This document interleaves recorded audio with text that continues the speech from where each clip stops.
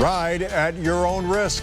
Memorial Day marked the unofficial start of summer and the unofficial start of amusement park season. But do you really know just how safe those rides are? News 5 is always investigating and found the answer is probably no. In fact, News 5's Kevin Barry learned even state watchdogs aren't able to easily find out.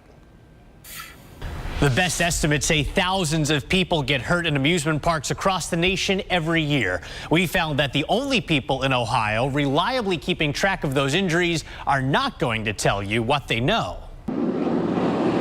A summer night at Cedar Point in late June of 2015 was about to be over after one more ride for Theron Dannemiller. I was kind of standing there and going to walk on, waiting for my friend, when the safety gates on the Raptor roller coaster got in his way. They started to shut on me. Theron's leg got stuck. I'm hurt, and I looked down and I could see the gash. And in the fight to get himself free, and it's like open. You can see inside my leg. He says something sharp on the gate caused this. It didn't heal for a year. Now it's a nasty scar.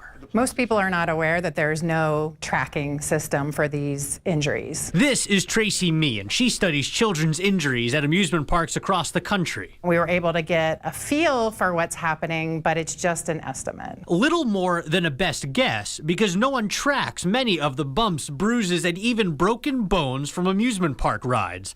No one, at least, who's willing to share that information. There are people keeping track of the incidents and the injuries, but it's the amusement parks themselves. Jarrett Northup is a personal injury attorney. He says privately owned amusement parks hold all the cards. It's probably data which the corporations feel could be used against them. And they don't have to hand it out because the injury data belongs to the parks themselves. Cedar Point, for instance, has its own private police department and its own paramedics, so information about who they treat and what for isn't public. Having that information readily available to the public would make it easier to hold the amusement parks accountable. There is some park injury information that becomes public when it's reported to the state.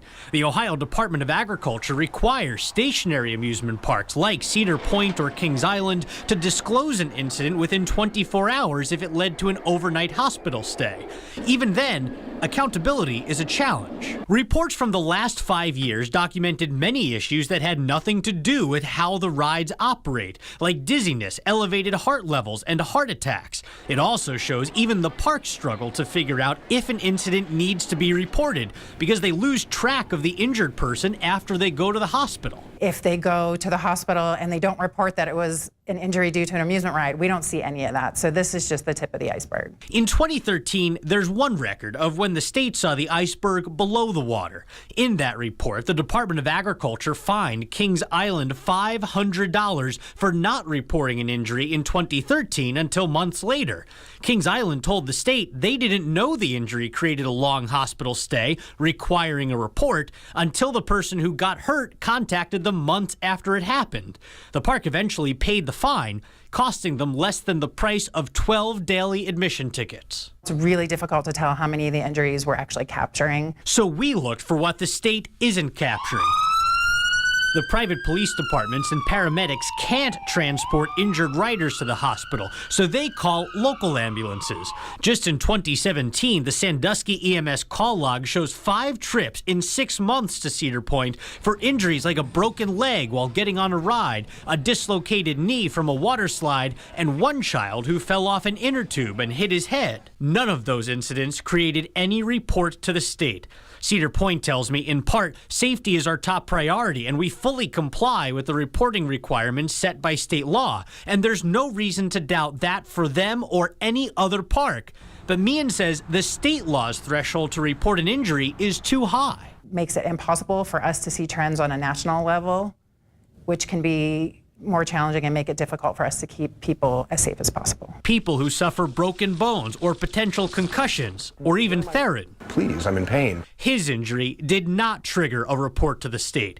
And in the chaos while his leg was bleeding, I was so flustered. The second ride Theron never got on was in the back of an ambulance. One of their valets or something gave me a ride to the hospital.